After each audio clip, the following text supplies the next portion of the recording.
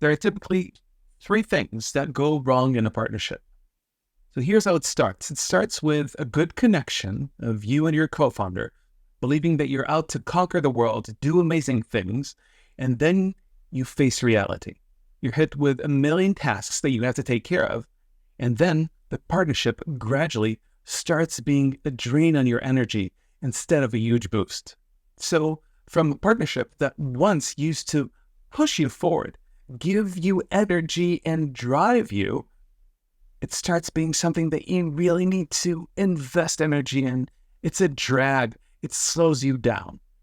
And here are the top three things that happen that cause this. Number one, there's friction. And this friction is a daily thing.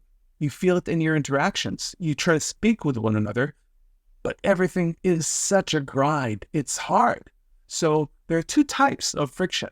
One is the active friction, and the other is obviously the passive.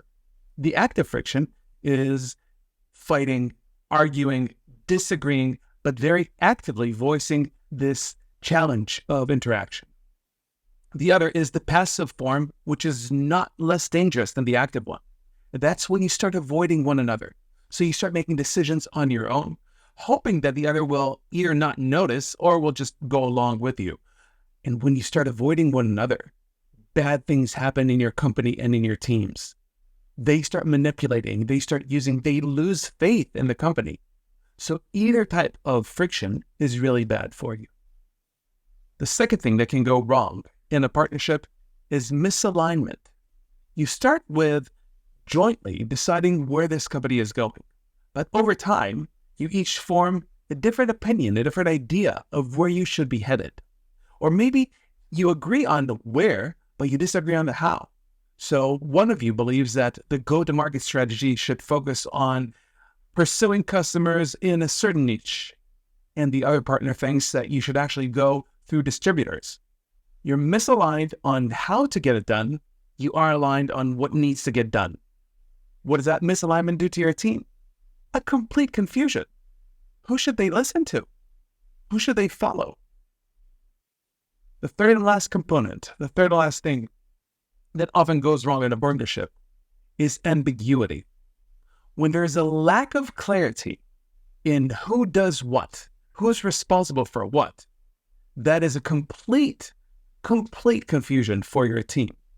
Actually, you start getting confused yourselves. You start often by having clear roles, but then you start seeing that your partner is maybe not picking up the slack and not doing everything that he or she are supposed to be doing. So what do? Naturally, you can't leave the void there.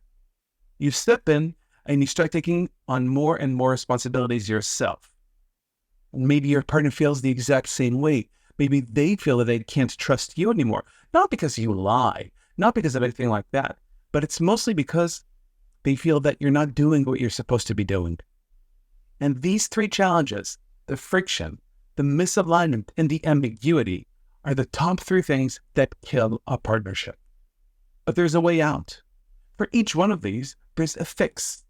The fix comes from doing things that change how you work together. So we need to change from friction to effortless communication, to communication where you really understand one another.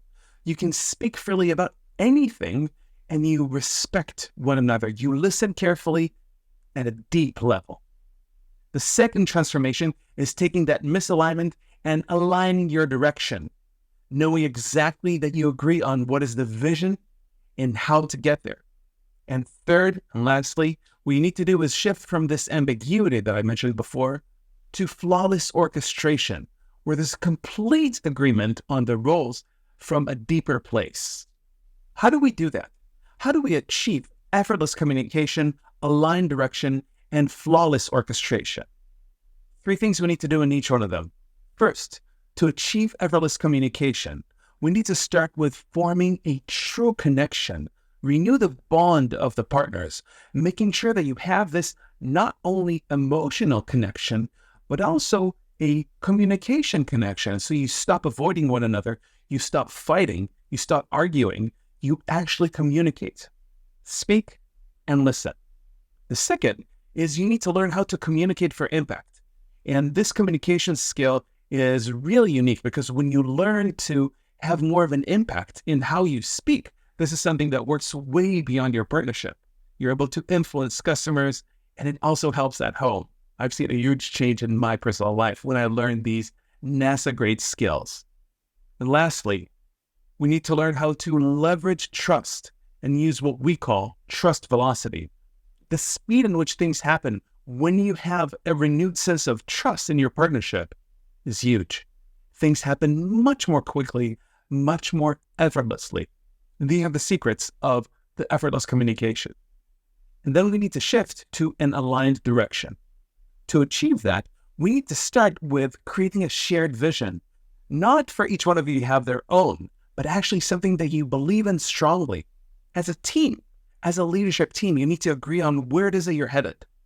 It sounds easy, but if you pay really close attention to your agreement levels on the vision, where do you want to be in 3 to 5 years? Well, there may be some gaps. And this is something that we see a lot. Gaps in this vision of what you want to see for the future of the company.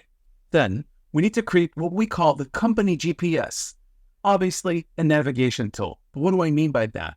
This navigation tool, which is a guiding principles system for your company, GPS, is a set of principles that allows your entire company to almost self-manage. So you as partners agree on these principles, and then they trickle through into the entire organization, which means that you need to spend less time on managing every single process. Why? Because your people have a set of principles that they can follow. Lastly, it's how you as partners face the world. You stand in front of your board, united. You stand in front of your team, united. In front of your customers, in front of the media, united. And this unity changes everything in how you as a company will achieve success. Lastly, we need to shift into that final piece of the puzzle. How do we achieve flawless orchestration, meaning all the parts of your symphony play perfectly together? And it starts by creating a motivation map. So we need to create a division of the roles and the responsibilities. But to do that properly, we need to have a deep understanding of what each one of you, the partners, and maybe others in the management team, really want to do day to day at a very deep level. You agreed on this in the past, I know, but things change, and the motivations maybe are deeper than you see. After we map that, we need to create a role resonance, which means we need to choose what we do, but not just decide. We need to have an internal choice. And this is a shift for a lot of people. It's agreeing and accepting at a very deep level to take responsibility for certain things and let go of others. And that's a hard practice for a lot. But once you've established clarity and understand the motivations of each person, it's way easier to create this resonance, this new sense of connectedness with what it is that you're responsible for. Finally, we take everything that we've done into the world. We take it to your team, we take it to your board, we take it to the customers, we take it to your marketing. And that is how we achieve a scaled leadership. We roll this out to the entire world, and then everyone sees how you as a partnership come together and make a huge impact. The results, things move faster, much easier, smoother, less friction, feels great, and that's how you really scale your success. I'll see you soon.